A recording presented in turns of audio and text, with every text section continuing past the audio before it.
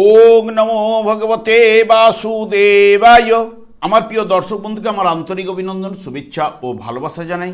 আমি আশা করি অনাদের আদি গোবিন্দের অশেষ করুণায় আপনারা সকলেই কুশলে আছেন। আজ আপনাদের কাছে যে বিষয়টি নিয়ে আলোচনা করতে চলেছি, মেষ রাশির জাতক জাতিকারা যারা ভরণী নক্ষত্রে জন্মগ্রহণ করেছেন, এই বাংলার 1433 সাল আপনারা কেমন ফল পেতে চলেছেন তা আমি আচার্য কমল শাস্ত্রী আপনাদের কাছে এই ভিডিওতে বিস্তারিতভাবে আলোচনা করব। ধৈর্য সহকারে আপনারা ভিডিওটি দেখবেন। আমি কমল শাস্ত্রী প্রত্যেক বুধবার এবং শুক্রবার সন্ধ্যা 8:30 এই ইউটিউব চ্যানেলে লাইভ অনুষ্ঠান করে থাকি। ঠিক ওই সময় আমাকে ফোন করলে আপনারা নিজেদের ভাগ্য বিষয়ে জানতে পারবেন। তাছাড়া বিভিন্ন ধরনের ভিডিও আপলোড করে থাকি, সেগুলি পাওয়ার জন্য আমার চ্যানেলটিকে সাবস্ক্রাইব করে বেল আইকনে ক্লিক করে রাখুন। যখন আমি লাইভ অনুষ্ঠান বা যে কোনো ভিডিও আপলোড করলে আপনাদের কাছে নোটিফিকেশন পৌঁছে যাবে। এরপরেই আমি চলে আসছি। দেখুন, মেষ রাশিটি রাশিচক্রের প্রথমতম রাশি এবং এই রাশির অধিপতি গ্রহ মঙ্গল। এবং যেহেতু ভরণী নক্ষত্র নিয়ে আলোচনা করতে চলেছি, ভরণী নক্ষত্রটি ঠিক মেষ রাশির 13°20 থেকে 26°40 পর্যন্ত বিস্তৃত এবং ভরণী নক্ষত্রের অধিপতি গ্রহই হচ্ছে শুক্র।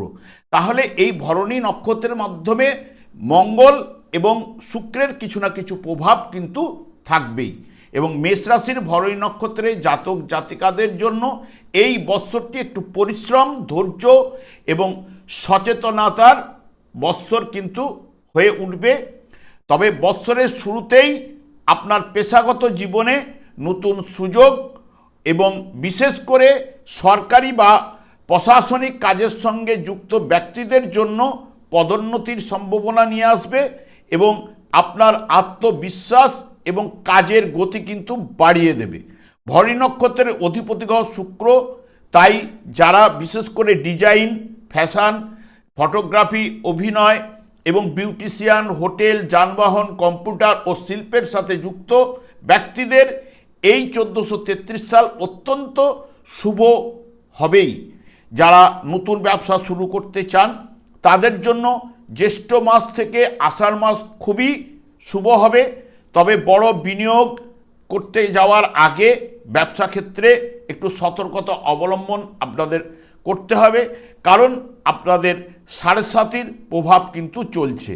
যারা বাড়ি থেকে দূরে কাজকর্মের সঙ্গে যুক্ত বা বিদেশে কাজকর্ম করছেন তাদের জন্য বৎসরটি অত্যন্ত শুভ হবে।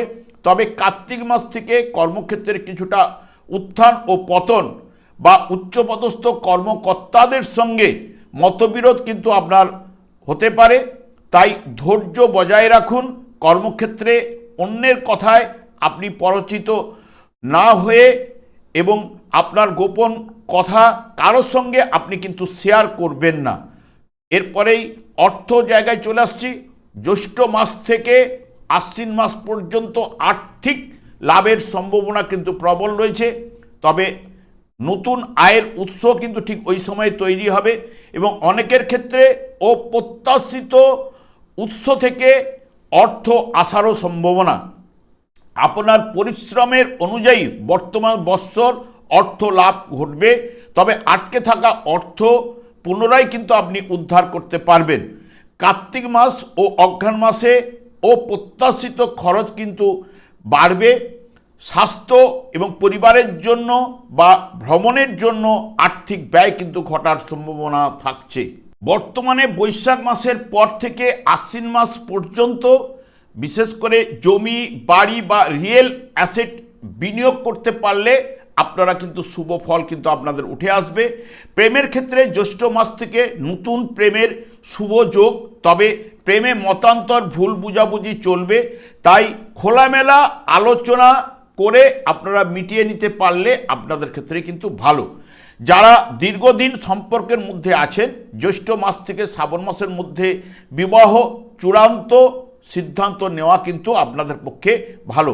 পরিবারে ও দাম্পত্য জীবনে আপনাদের মিশ্র প্রভাব কিন্তু পড়বে। তবে গৃহে কোনো শুভ অনুষ্ঠান হওয়ার সম্ভাবনা প্রবল যোগ কিন্তু রয়েছে। বৎসরের শুরু থেকে পড়াশোনায় মনোযোগী এবং স্মরণ শক্তি আপনার বৃদ্ধি পাবে। যারা প্রতিযোগিতামূলক পরীক্ষায় বসতে চান, জ্যৈষ্ঠ মাস থেকে সময়টি অত্যন্ত ফলদায়ক হয়ে উঠবে। তবে উচ্চশিক্ষার জন্য বিদেশে যেতে চান বা বড় কোনো শিক্ষা প্রতিষ্ঠানে ভর্তি হতে চান তাদের জন্য আষাঢ় মাস থেকে আশ্বিন মাস খুবই শুভ হবে। স্বাস্থ্য বিষয়ে আপনাকে যত্নবান হতে হবে।